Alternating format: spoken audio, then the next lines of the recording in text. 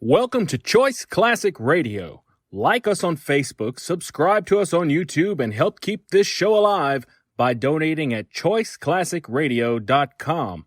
For more of your favorite old-time radio shows, join us on our companion podcast, Choice Classic Radio Detectives, where we bring to you tales from the greatest detective shows the golden age of radio had to offer. And now, with 926 episodes from 1934 to 1955, we bring to you Lux Radio Theater.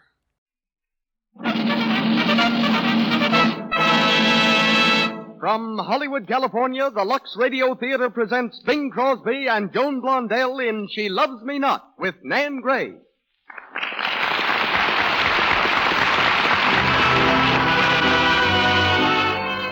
Lux presents Hollywood. These programs, ladies and gentlemen, are made possible through your purchases of our products and are the means our sponsors take of showing you their appreciation. Tonight finds us headlining Bing Crosby, Joan Blondell, Nan Gray, Barbara Weeks, Sterling Holloway, and William Frawley in that great stage and screen success, She Loves Me Not. As guests, Molly Merrick, noted author and movie reporter, and Miss Una McClelland of the University of Southern California. Our music is directed by Louis Silvers. We turn our program over now to the producer of the Lux Radio Theater, your host, ladies and gentlemen, Mr. Cecil B. DeMille.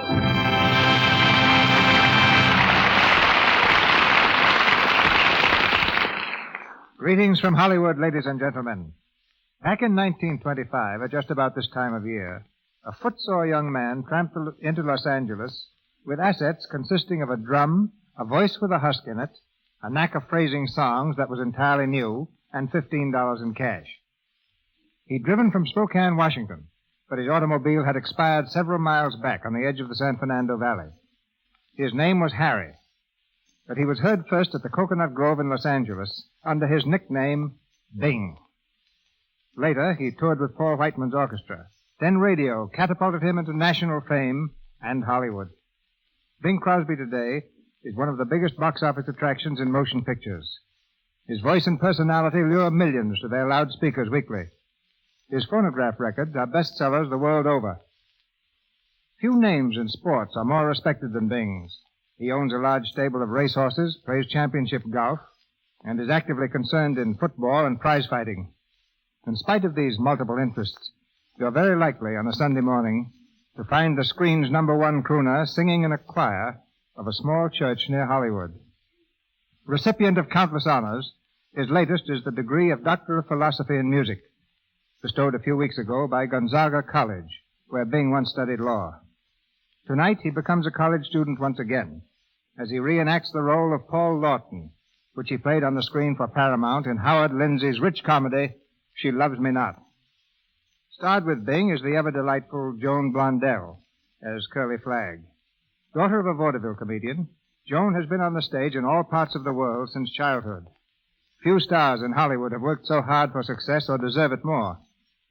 Discovered on Broadway by Warner Brothers, her talent in both comedy and drama has been established in a score of hit films. And we look forward to seeing Joan next in The Perfect Specimen.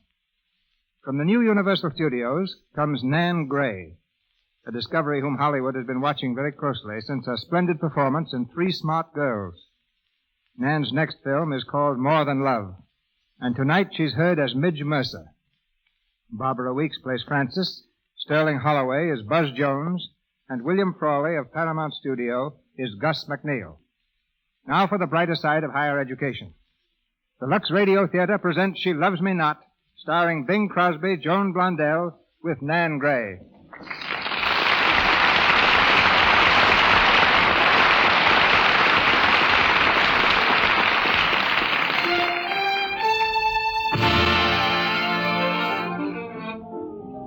Monday night in the Hilarity Club in Philadelphia. On the dance floor, Curly Flagg, a vivacious little blonde, is in the middle of her first number. You're gonna lose your gal. You're gonna lose your gal. In a dimly lighted corner of the club, a gangster sits alone over a cup of coffee. Another gangster threads his way through the tables and stands behind him. Suddenly, there's a shot. Curly, what's the matter out there? Tess, I just saw a man get shot. I heard it here in the dressing room. Yeah, right in the middle of my number. A guy pulls out a gun and... You see him? Sure. It all happened right in front of me. Oh, where's my coat? Where's my coat? I gotta get out of here. Why? You think I want to get mixed up in this? The cops will grab me for a witness and throw me in the jug for months. But Curly, you ain't even taken off your costume. Well, I ain't got time. So long, Tess. Curly, where you going? I don't know, but I gotta get out of here fast.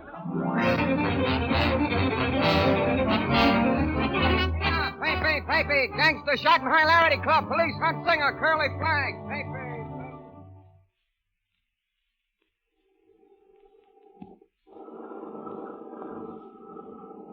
Hey, Garly, this is as far as I go. Thanks. I'll get out here then. Would you mind telling me the name of this place? This is Purnell, Garly, and them buildings over there is dormitories, part of Purnell University. Oh, a college, huh? Yep. Well, thanks for the lift, mister. So, all right. Night. Night.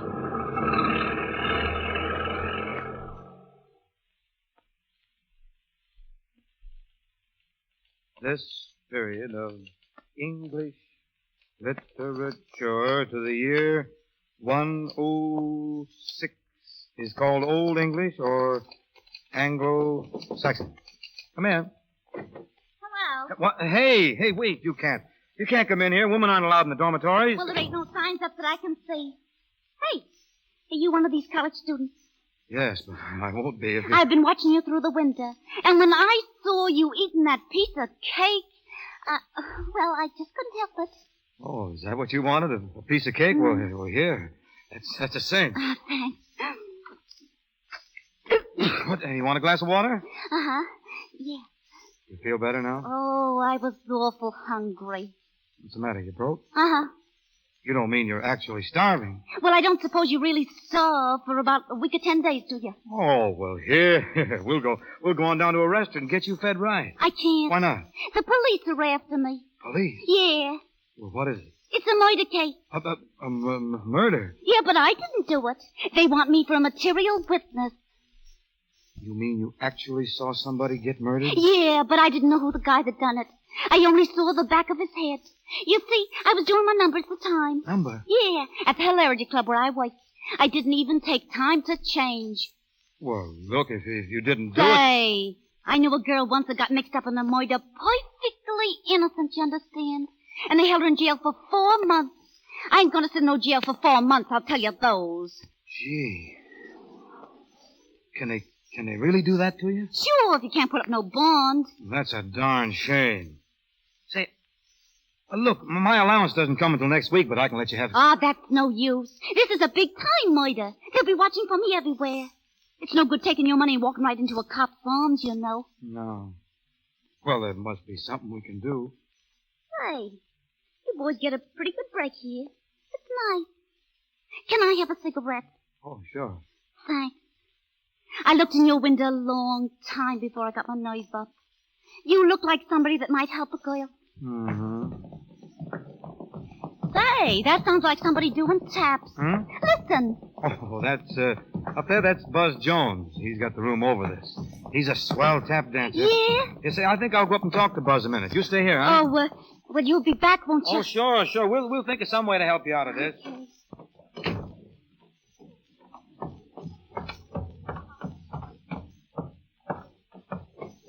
Hey, Buzz. Hiya, Paul. Cut that out, will you? Now, listen, what do you think I got downstairs in my room? I'm on the wagon till after commencement. No kidding, Buzz. It's a girl, a chorus girl, right out of a nightclub. Yeah? Just lift up my typewriter over there, will you? You'll find the Queen of Sheba. No, listen, Buzz, this is on the level. You mean you got a girl in your room? A female girl? That's what I've been trying to tell you. A nightclub chorus girl, boy. Oh, and only 2 weeks before you graduate. Listen, Paul, it's not worth it. You better chase her out of here so darn fast. Well, I can't. She's wanted by the police. She's mixed up in a murder. Look, will you just quietly get on out of here? I got to study. No, Buzz, honest, it's true. She's down there. She didn't do the murder. She just saw it done, and the police want her for a witness. Say they can keep her in jail for 6 months or a year until the case comes to trial, if it ever does. She's in trouble, Buzz, and we gotta help her. You get in the darndest messes. How do you do it?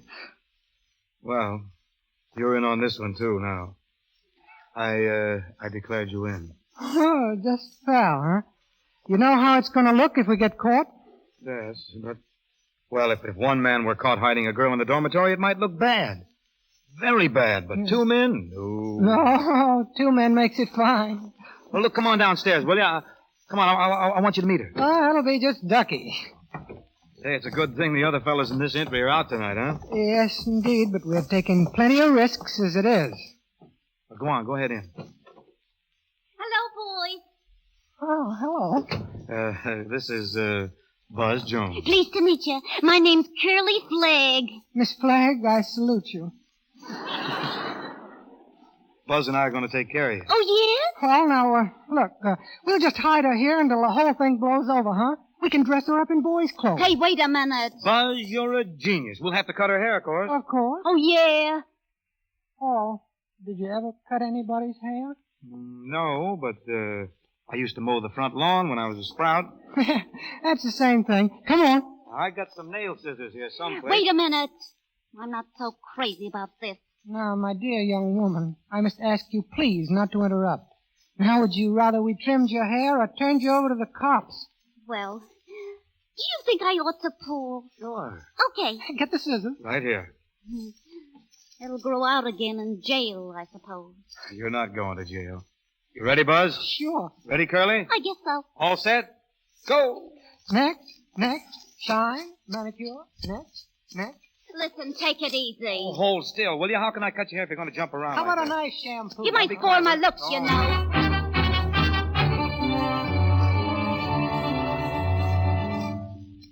Ain't you done yet? I'll be bald-headed in a minute. Oh, look out, will you? Now, that was your fault. What'd you do?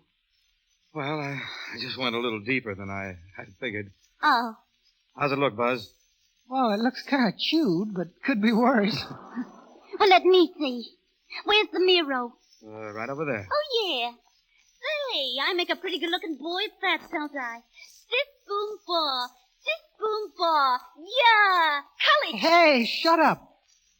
You know, if they catch her, Paul, you're going to graduate awful sudden. Yeah, I know. Where's she going to sleep? Well, look, I tell you, I'll run up to New York tonight and tackle the old man about a job for her. So she can stay in my room, huh? Who is your old man, Buzz? He's president of Super Sound Pictures. Why? You mean you're going to get me in the movies? Oh, boy. Here, pipe down, will you? Look, I think I'll write some friends about some more work for her, huh? You know, I might even wire my dad in Detroit. Oh, my yeah. uncle, huh? Yeah, but I wouldn't wire Francis if I were you. She might not like it so much. Why not? Who's Francis? His fiancée. Oh, he's got one of those, huh? Yeah, now look, come on, Curly. Upstairs to my room. We'll get you those boys' clothes and lock you in for the night. Well. So long, Paul. Good night. Now remember, if you need anything, just tap on the floor. I'll hear you. Oh, tap on the floor, huh? Sure. Well, see you later, my old college chum.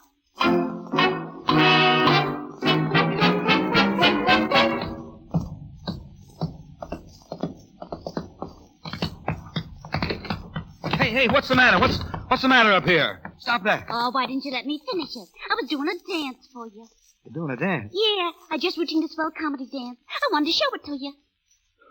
Well, this is no time to be showing me a dance. Now, why don't you go to bed? You must be dead. No, I'm feeling great. You boys have been so good to me. Especially you. Gee, you're a swell kid. Thanks. But I've got a 9 o'clock lecture. I think I better get some sleep. Oh, don't walk out on me. Let's have a cigarette together, huh? No, I can't. Sure you can. Now sit down over there. I get scared up here all alone. I get awful scared. Well, it sort of scares me, too.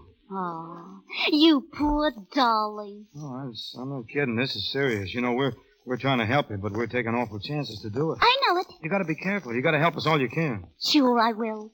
There's nothing I wouldn't do for you. Give us a kiss, Polly Wolly. What? Say, listen. Good. Get off my lap. Hey, what's the idea? I ain't no sack of potatoes. Who do you think you're tossing around? Fresh. Now, you listen to me, Curly Flagg, and get this through your head. I got no more of that kind of interest in you than I have in the congressional record. No more than I'd have in a horse if I saw a man beating him and made him stop. That wouldn't mean I wanted to have a schmoozling party with the horse, would it? Oh, you... Now, don't you ever do anything like that to me again. Oh, you get out of here. You get out, you see? Don't ever come back. Good night. Good night, you rotten barber.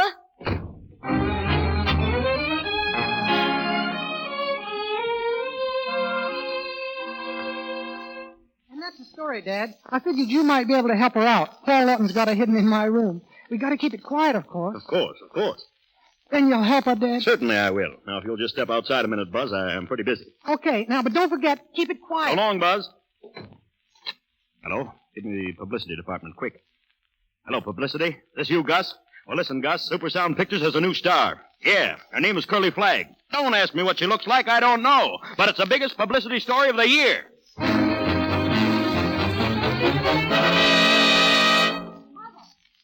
Mother, just look at this. Yes, Francis?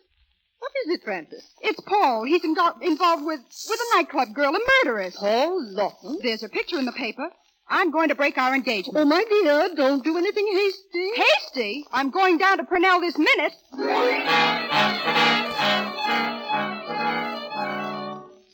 Take a telegram, Miss Higley. Yes, Mr. Lawton? The Dean, Purnell University. My nephew, Paul Lawton, senior class, wires me he has met, quote, deserving chorus girl, unquote. Most unfortunate to expose him to dangerous associates.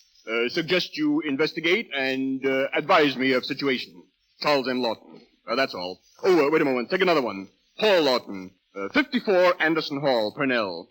Astounded and uneasy contents your wire. Stop. Insist you drop a fare immediately. Stop. There is no such thing as a deserving chorus girl. Good morning. Good morning. I'm Paul Lawton. I'd like to see Dean Mercer, please. Is he home? He should be here any minute. Won't you come in? Thanks. Who is it, Martha? A young man to see your father, Miss Mercer. Have him come in. Would you go in, please? Thanks. Oh, how do you do? How do you do? I'm Dean Mercer's daughter, Midge Mercer. His daughter? Yes. Well, I'm Paul Lawton, senior class. Won't you sit down? Thank you. I didn't know Dean Mercer had a daughter. Well, I've only been home from Paris a little while. I've been living over there studying. Music? Yes. Oh, you must be the Paul Lawton that wrote the music for the last Triangle show. That's right. I've been running over some of it. It's delightful. Thank you. As long as you're here, you can start on this one. All right. Don't spare the voice, Mr. Lawton. Sing it. Well, you asked for it. All through the day I'm nervous, I'm restless, I'm fidgety, waiting for the day to hurry by. I kinda like the evening. Give me a crimson sky when the sun is low. I'm riding high.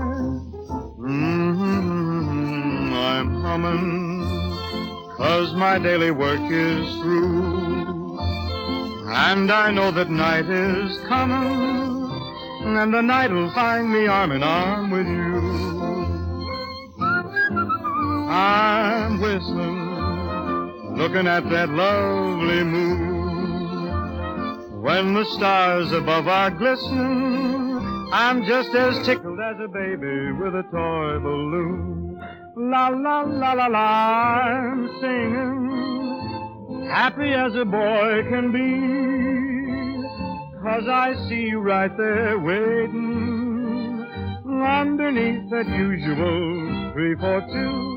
Now if you wonder why I'm humming, and if you wonder why I'm whistling, if you wonder why I'm singing, well, I'm singing and I'm humming and I'm whistling all the day, 'cause I'm on my way to you. That's lovely. Thanks. Well... Oh, you're not through yet. Sit down. Say, I'm really here on some serious business. What have you been doing? Doing? Well, when a student calls on father, he's generally been up to mischief. Well, you're more or less right. What have you done? Well, it's, Oh, come on. Confession's good for the soul. Well, as a matter of fact, it's rather foolish and complicated. You wouldn't care for it. You have a story to tell Father. Don't you think you might better rehearse it on me? Come, Lawton. What have you to say for yourself? Well, I have a sneaking idea your father got a telegram about me. Oh, one just came. There it is on the table. Yes. Can you divine what it says? Something probably about explaining how it happens that a respectable university allows me to get myself involved with chorus girls. I'm fascinated. Then you're involved with chorus girls. No, that's why it's all so silly. I'm not. Oh, I'm so sorry. How do you mean? Well, wouldn't you like to be? No. Now that I've met you, I got trouble enough. Well spoken, sir. But if there isn't any chorus girl, why should... But there is. Make up your mind. Her name is Curly Flagg. Well? Well, Buzz Jones. Buzz is about the best friend I got in college, I guess. We met this girl, and she was hungry and had no place to sleep. Yes? And she said she'd been a chorus girl in a nightclub in Philadelphia. There'd been some trouble, so she ran away. And, well, we took her name and her address. Her address? Yes, sure, so we could let her know what turned up. Oh. She didn't have any place to sleep, but she had an address. Care of the Ritz, I suppose. Yeah. Well, she knew where she could get a room. Oh. It's a fine story, but I wouldn't try it on Father. Will you answer one question truthfully? Is she the girl the police are looking for in connection with that nightclub shooting business in Philadelphia? What? Yes or no? Well, where did you get such an idea? You used her right name, Curly Flagg, and it's been in all the papers. Hmm. It's all right, really. I'll never tell a soul. Now, if you'll tell me the truth, we'll see what can be done to help you. Where is she now? In Buzz Jones's room. What? We cut her hair. You did what? We cut her hair with the nail scissors, and we filed her away. She dressed up like a boy. Oh, I must see her. Oh, no. Oh, yes. Now, see here, Mr. Lawton. I'll get you out of your trouble, but under certain conditions. I must meet Curly Flagg. No, can't be done. If you'll promise to let me see that haircut, I'll open this telegram. If it's the one you're expecting, I'll tear it up. Father will never see it. You'll do that? If I can meet Curly Flagg. When is everyone likely to be out of the dormitory? Well, nearly everybody goes to dinner within, a few minutes after 6, I think. Say 6:10 then? Yeah. I'll be there at 6:10. What's the address? 54 Anderson, but, what about that telegram? Here it is, and here it goes. Hey, that's really swell of you. For a while this morning, I thought I was going to get into some trouble. Midge? Look out. And here, Father. Oh, hello, Midge, dear. Oh, Lawton, isn't it? Yes, sir. How do you do, sir? Mr. Lawton wrote this music. You know, the Triangle Show, so he came over to play it for me. Oh, yes, very creditable. Please go on. Sing that last one again, Mr. Lawton. Oh, yes. I'm humming when my daily work is through. Very nice. Oh, Midge. Yes, Father? Midge, is there a telegram here for me? Why, no, Father. Are you sure? Oh, yes, I'm quite sure. Well, that's strange. The telegraph office called me and said they delivered one here. Oh, well, you know how those things happen. Well, it's not so important, really. You see, they read it to me over the phone. Oh.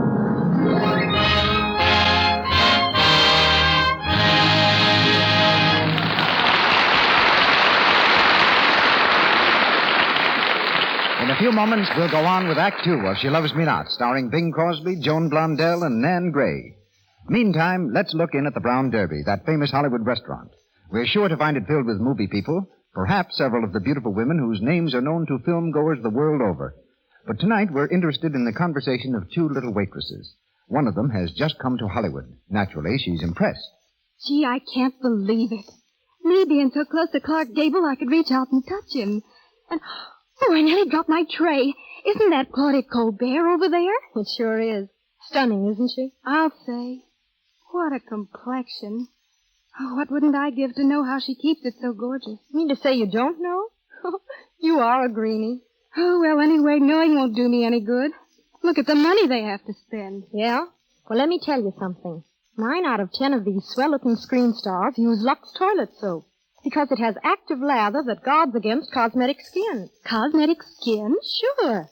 Cosmetic skins are the little blemishes and enlarged pores that develop when you let your pores get choked with dust and stale cosmetics, when you don't remove them thoroughly. Do you use Lux toilet soap? I sure do. Whenever I put on fresh makeup and every night before I go to bed. Gee, I'm learning things. I'll buy some Lux toilet soap on my way home tonight. I can see you're the kind that learns fast. You'll get along. Once again, Mr. DeMille. We continue She Loves Me Not, starring Bing Crosby and Joan Blondell. with Nan Gray, Barbara Weeks, Sterling Holloway, and William Frawley.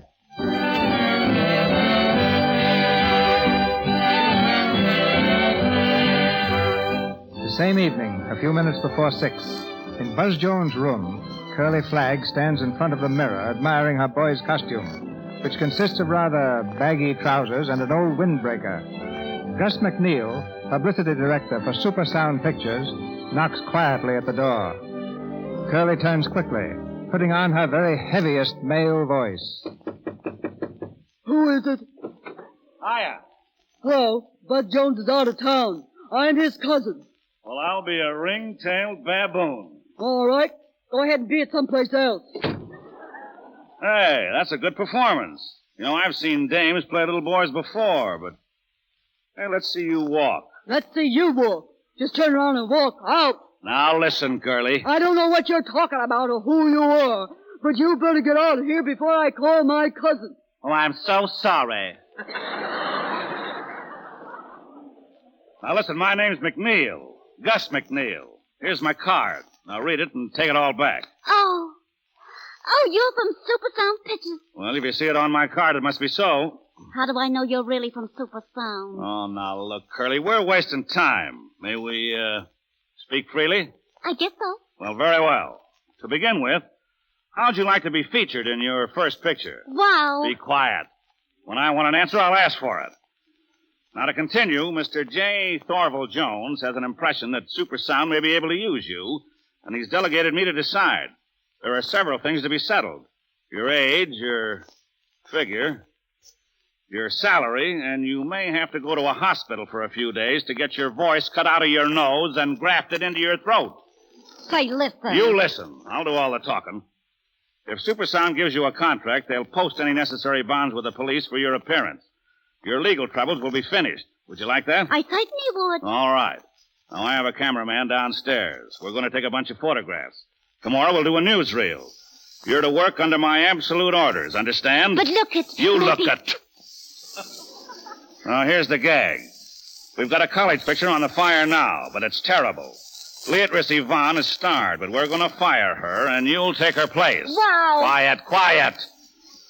I'm going downstairs and help Andy get the camera ready. Then I'm going over to the hotel and see if Joe Arco from the United Press has got in yet. Baby, we're going to plaster your name on the front page of every newspaper from here to Seattle and back. Oh, Mr. McNeil.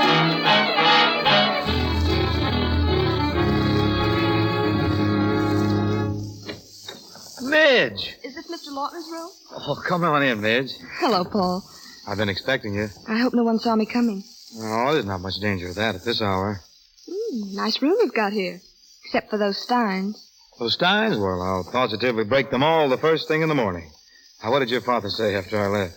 Nothing, which usually means trouble. Well, he asked me to go to his office tomorrow morning. What am I going to tell him? We'll decide that after I see Curly. Where is our heroine? Upstairs. She'll wait. What for? Oh, I don't know. I thought we might talk a little. All right, let's talk. Yes, let's talk. Well, I'm not so good at talking. Oh, is this the piano the maestro uses when he writes his operas? That's it. I've been here all afternoon, cut 2 lectures and a lab session, just to write something extra special for this occasion. How interesting. I've had poems written to me, but never songs. Is this it? Mm-hmm. For me? For you. Listen.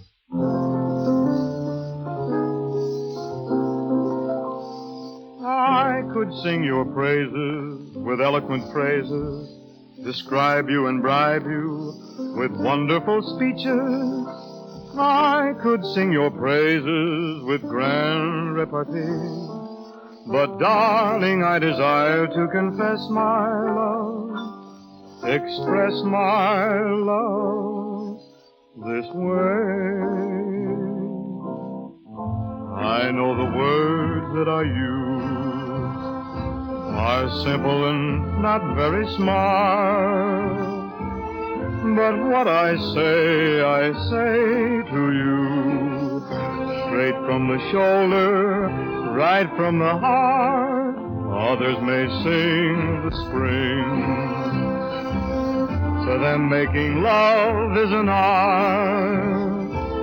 But when I sing to you, straight from the shoulder, right from the heart. Who cares if others may laugh, if as a lover I am green?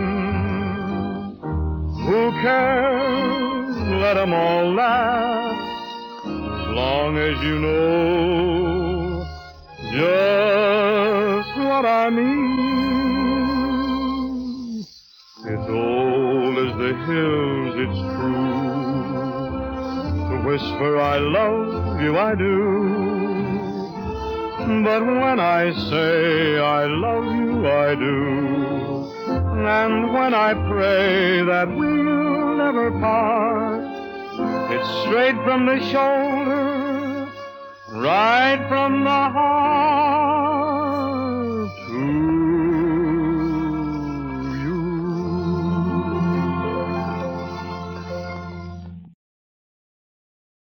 That's a lot better than talking. Are you going to devote your life to music? Oh, no. Surgery. And you? Well, surgeons come in handy at times. May I keep this? Well, you're the one it was written for. Midge. Please don't. Midge, listen, Midge. Stop it, please. Why did you do that? What? I suppose I should have expected something like this. Coming here. You were no more than polite. Oh, no, now please, Oh, I'm always getting into idiotic situations. I quite understand how you got the impression that this would be my idea of a perfect way to pass the time. Oh, no, please, I didn't think anything of the kind. I didn't mean to kiss you. Then why did you? Well, because I'm in love with you. Well, I'm not in love with you. At least... At least what, Midge? I'm not sure what. Oh, Midge, Well, good evening. Francis, what? Come in, Mother. Francis, dear. I thought I'd find the lady friend in this room. How nice. Well, what are you doing here? Surprised, aren't you? And as for you, you cheap chorus girl. Francis, you... Who is this girl, anyway? Well, we're engaged to be married. We were engaged to be married. My dear, my dear. Oh, that's all very well, Mother. But if you think I'm going to walk into my fiancé's room and find him with this woman and say nothing about it... I'm afraid this is all a little over my head. I suppose it means something, but I don't know what. Paul might have explained it to me, but he didn't. Thank you all for a most entertaining performance. Now you fixed it. That was Miss Mercer, the dean's daughter. Oh, the dean's daughter. In the first place, I don't believe it. In the second place, what was she doing in your room, whoever she was? Now you keep quiet. I'd like to know who asked you to come into my room sneaking in trying to catch me at something. Children, really. Mother, we're going to have this out. Yes, you bet we are. Francis, dear, I won't allow it. I can't. Where's your dear, sweet, deserving chorus girl, then? Or are you afraid I'd offend her, too? Well, you offend me, I'll tell you that. Oh, I do? Yes, you do. Children. I'm not a complete fool. Yes, you are. You'd wait till I get a chance to explain. I'll wait for nothing. Come, Mother. Now, listen. No, I hate you. Do you hear? I hate you. And I wouldn't marry you if you had twice as much money.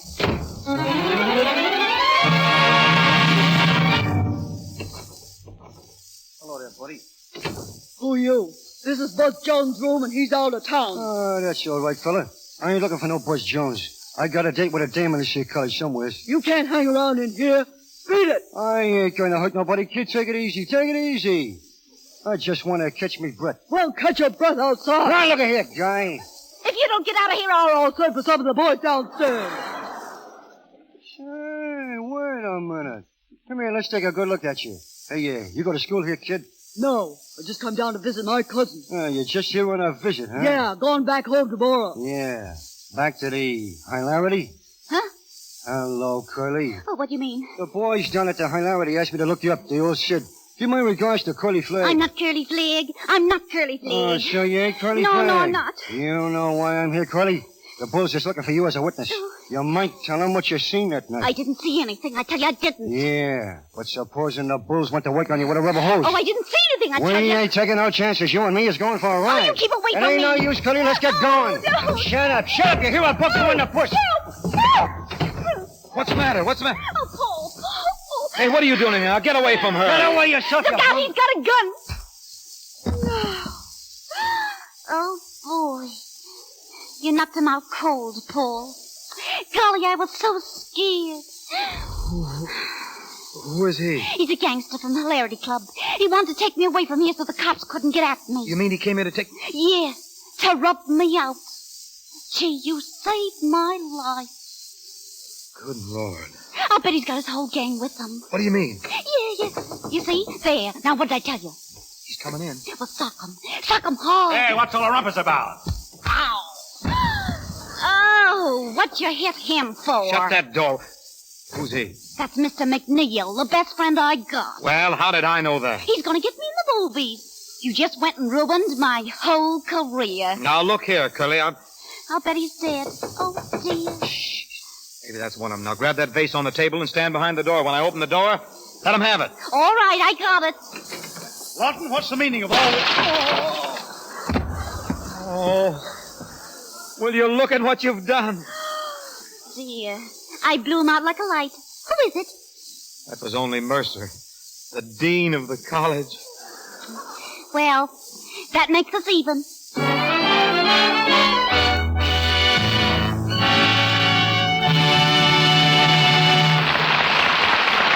We pause for station identification. This is the Columbia Broadcasting System.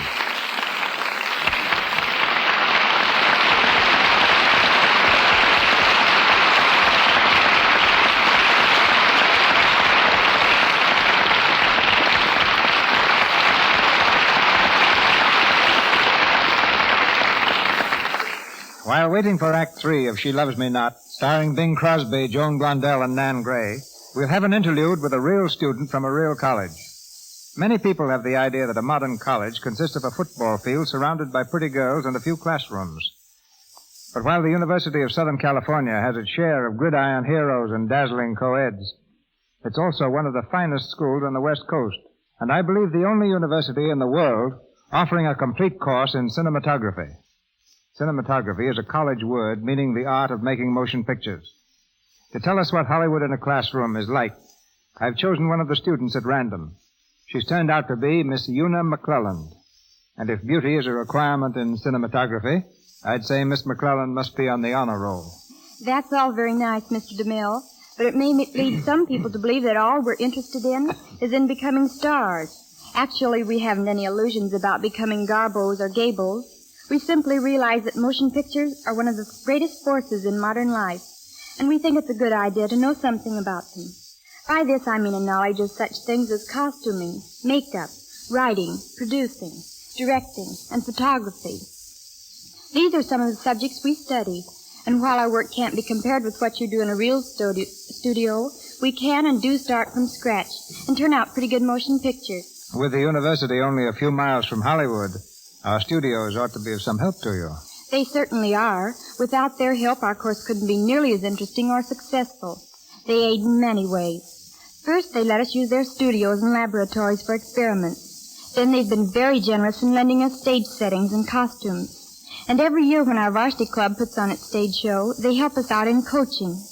Famous actors and personalities like Adrian, the designer, lecture to us from time to time. And here's something else I've learned from our contacts with the studios.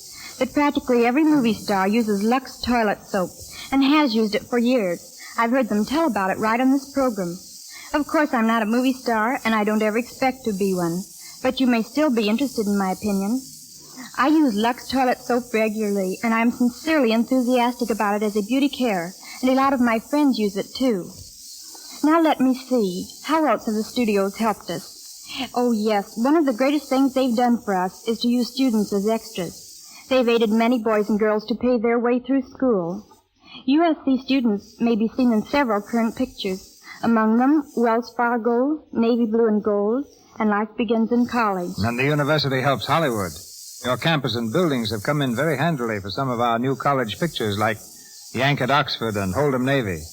Tell me, do the students still regard it as an event to have a movie company photographing on the campus? Of course, it always gives us a big thrill, even if the stars remain very professional, as they always do. After a visit from Robert Taylor, the school might just as well close down for a few days as far as the girls are concerned. It takes us quite a while before we're able to do much concentrating again. Among USC alumni who've made splendid connections with studios, I can think of Lawrence Tibbett, Buster Crabbe, John Wayne, and Cotton Warburton. But I can't think of any girl graduates who found jobs. Well, after all, I guess the girls are more interested in finding a husband with a job than in finding a job for themselves. Thank you. Thank you, Miss McClellan.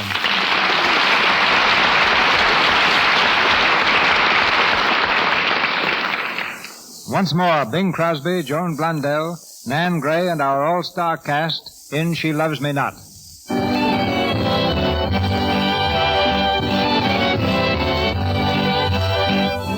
Playing the Good Samaritan to the lone little chorus girl has turned out an expensive gesture.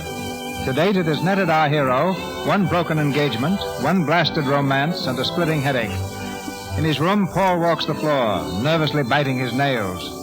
Curly enters in the very highest spirits. Oh, Paul, you missed it. I missed what? You should have stayed upstairs. Mr. McNeil came too and we took pictures. Of course, the dean wasn't conscious yet, but just wait till he sees them. Just wait. Then I posed with the gangster boy. Come on upstairs. I'll let him take one of you. No. Oh, come on, Paulie Wally. Will you listen to me a minute? Thanks to you, I've just written a letter resigning from college, and thanks to you, I've just socked a man on the jaw who's the father of the only girl the only... Well, forget it. Now listen, they're gonna star me in the movie. Won't you be proud of me? Oh, Listen, will you get out of here? All right, but listen, you'll be sorry when you see my picture in the paper. I'll be sorry if I ever see your picture anyplace. Goodbye.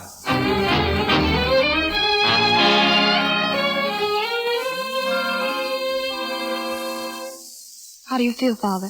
Oh, terrible. Drink your coffee, dear. Didn't you tell them who you were as soon as you became conscious? No, not immediately. But why not? Well, I couldn't believe I was conscious. When finally I did break loose, they kept snapping their cameras at me. And that picture of me kissing the chorus girl is fake. You don't need to tell me that, Father. Father, must both of those boys be dropped? Are you preparing to defend them? Your friend, Mr. Lawton, for instance? I have no defense for Mr. Lawton. Not now. Not any longer. Oh, Miss Mercer. Yes, Martha? There's someone on the phone for you.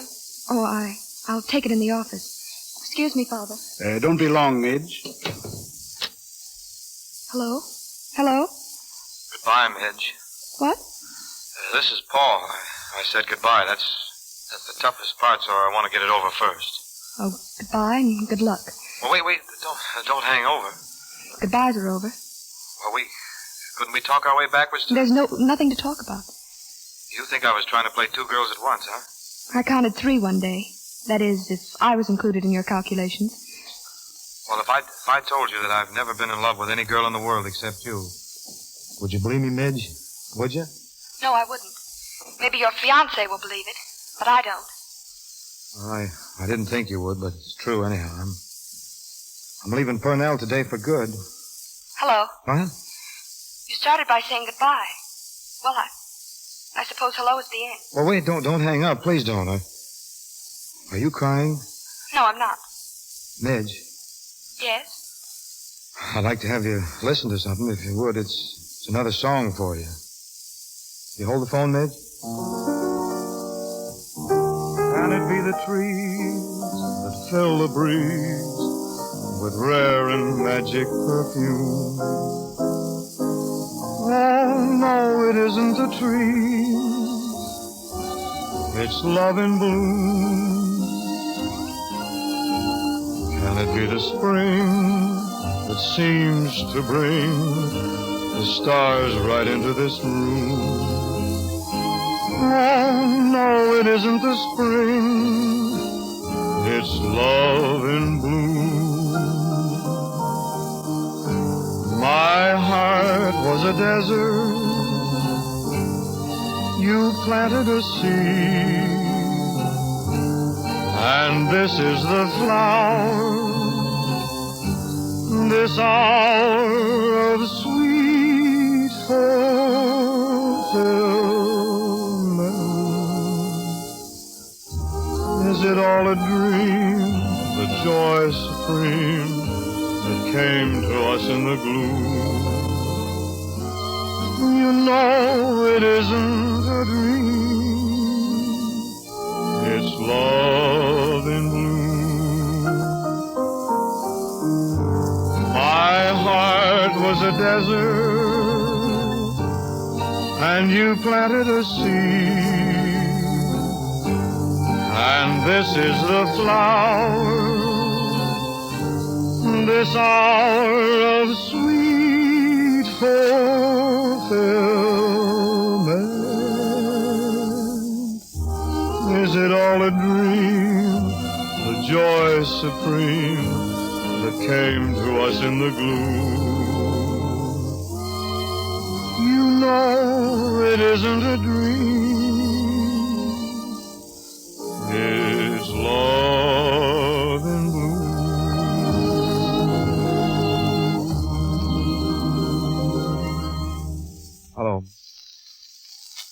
Hello, Midge. Did you hear it? Well, that's how I feel, Midge. That's really what I think of you, darling. You're listening, aren't you, Midge? Hello? Hello, Midge. Are you there? Midge? What number are you calling, please? Oh.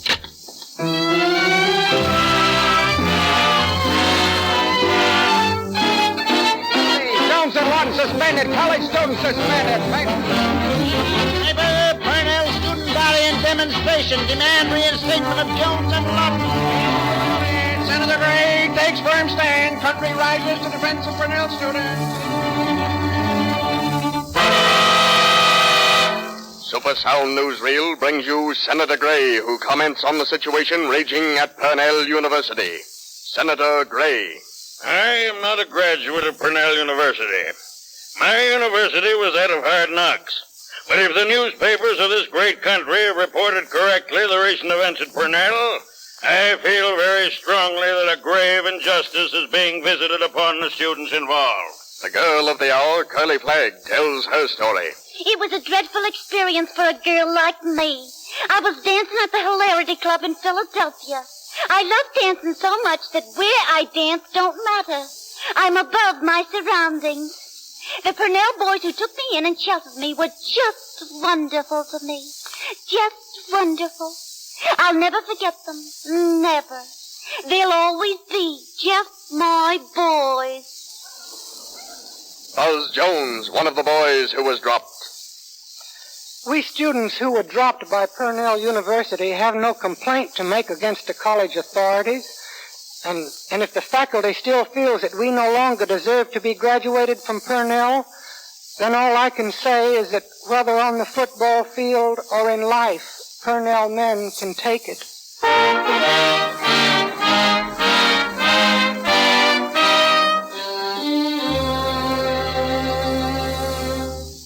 Can I help you with your trunk, Buzz? Oh, it just about finishes it. I got the books packed. You nearly ready? Mm-hmm. We can make the 9:10, huh? Yeah. Well, goodbye, Purnell. Oh, cheer up. Yeah. 10 years from now, we'll laugh at being busted out and everything.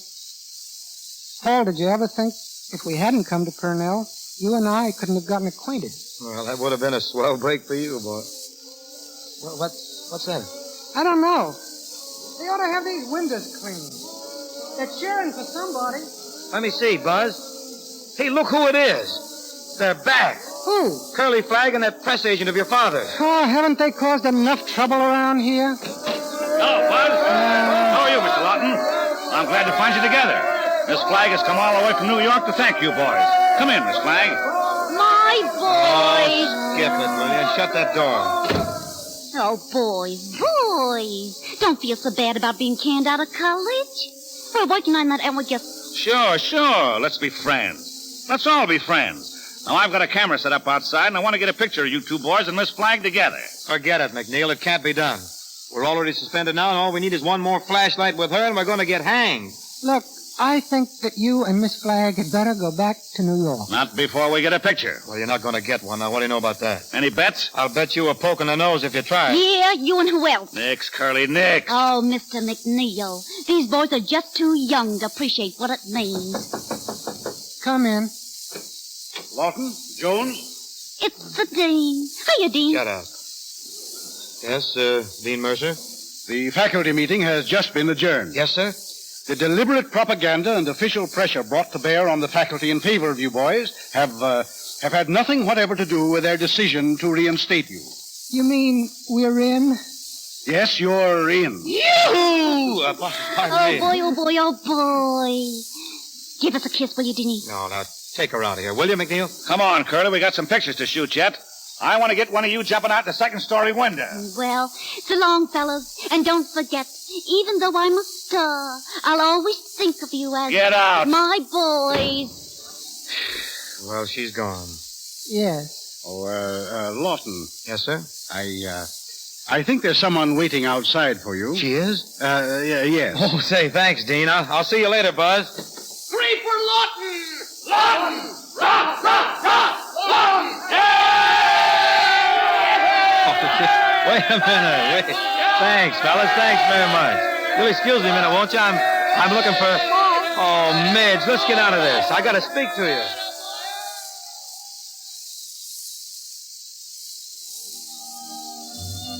Oh, Paul. And do you forgive me for hanging up on you? Oh, sure. Would you forgive me if I kissed you? You didn't take the trouble to ask me the last time. Oh, Midge. So why bother now?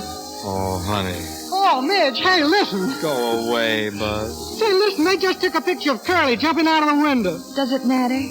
Well, it does to your father. She landed on his head.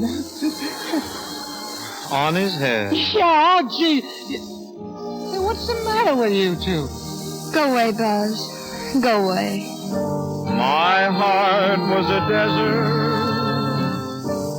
You planted a seed. And this is the flower. This hour of sweet fulfillment.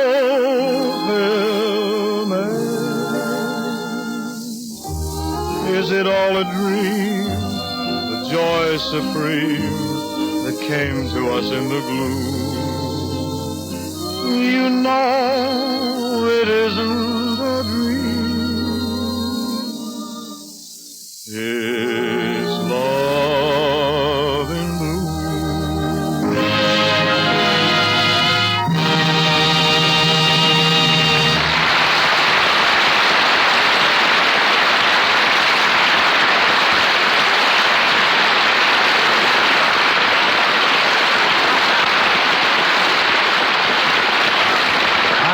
Days are over. We say goodbye to old Purnell, but we'll have Bing and Joan back for a valedictory speech before we say goodbye to you.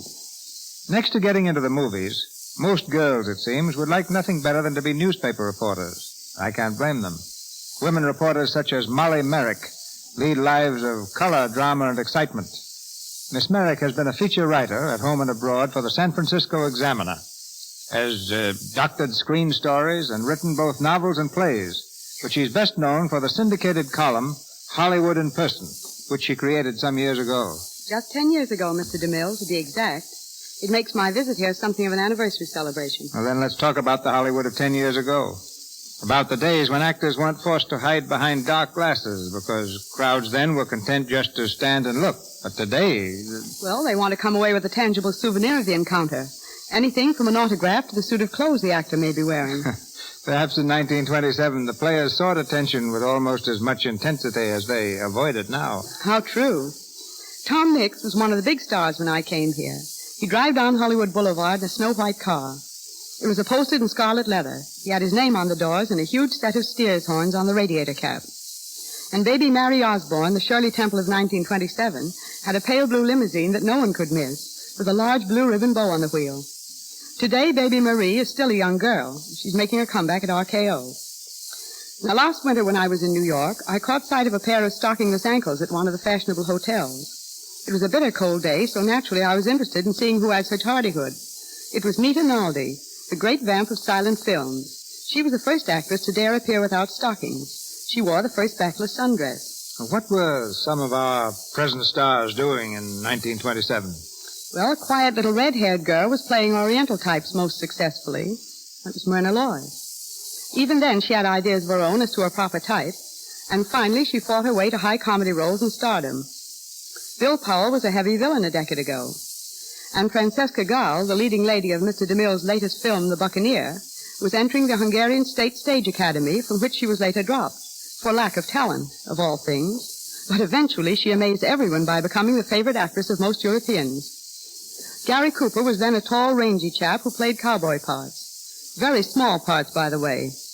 He didn't care about a contract, he said. He expected to make as much as $100 a week someday as a newspaper cartoonist. In 1927, the first picture with dialogue, The Jazz Singer, sent the whole colony into a frenzy. Douglas Fairbanks Sr. fearlessly prophesied that talking pictures would be a failure, and if producers insisted on making them, would eventually ruin the industry. Norma Shearer was less emphatic, but thought they would be a dismal flop. She little dreamed she would one day play Noel Coward's sophisticated characters or do Romeo and Juliet with Leslie Howard, a name then unknown in the motion picture profession. Since I've shown this evening how Hollywood prophets have come to grief with their prophecies, I think it's only fair that I should lead with my chin and say that pictures in the near future will be entirely in color. In all honesty, I must admit that I thought producer Walter Wanger was a little touched in the head when he told me that 5 years ago. I can very safely make another prophecy. I'm not leading with my chin at all this time. Lux toilet soap will be as popular with the Hollywood stars of 10 years from now as it is today, and as it has been during the decade I have spent among them. Year by year, new stars take their places in the Hollywood firmament. We no longer write about Phyllis Haver or Billy Dove or Sue Carroll, of Beatrice Joy or Mary Philbin. We write now of Claudette Colbert and Simon Simon, of Louise Reiner and Joan Blondell, and a score of others who were unknown to movies a decade ago. But the men who began picture making, the great producers, never retire from their work because they fully understand the limitless future of this industry. I can think of nobody who exemplifies this statement more truly than our producer on this program, Cecil B. DeMille. I thank you. Very generous of you, Molly.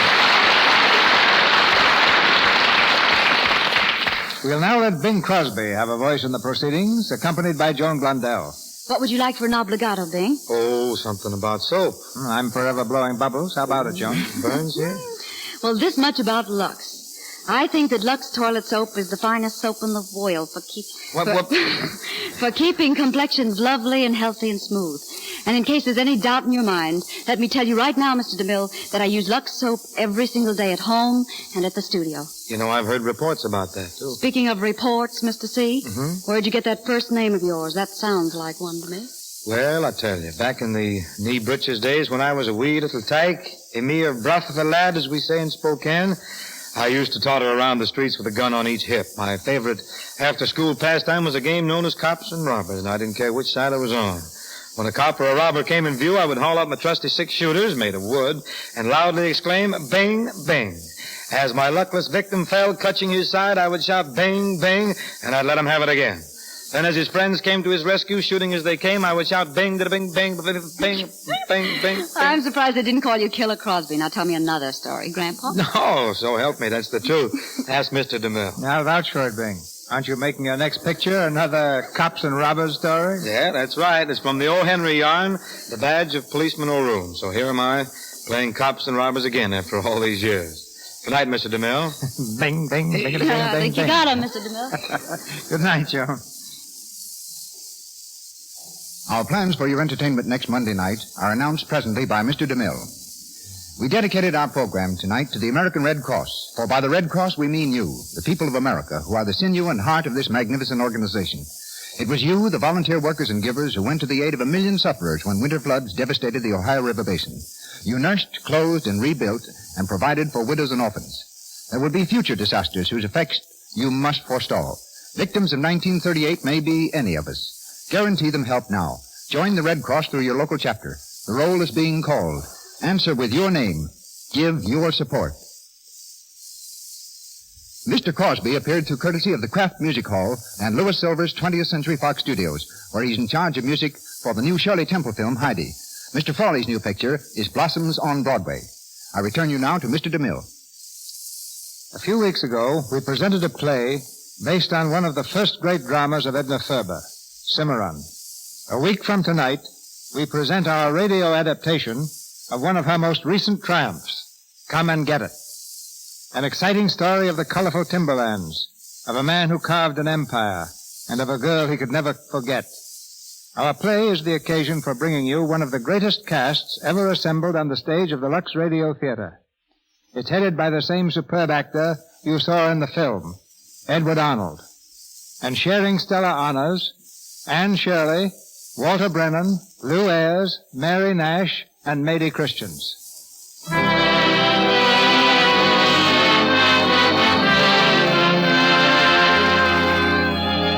Our sponsors, the makers of Lux Toilet Soap, join me in inviting you to be with us again next Monday night when the Lux Radio Theater presents Edward Arnold in Come and Get It with Anne Shirley, Walter Brennan, Lou Ayres, Mary Nash, and Mady Christians.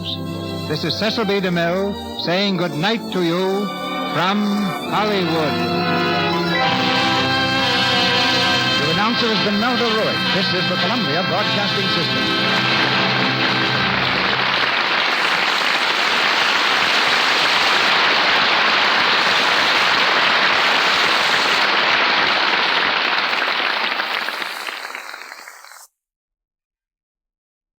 That concludes today's episode. We'd like to thank you and remind you to donate at choiceclassicradio.com. Remember, your donations make episodes like this possible.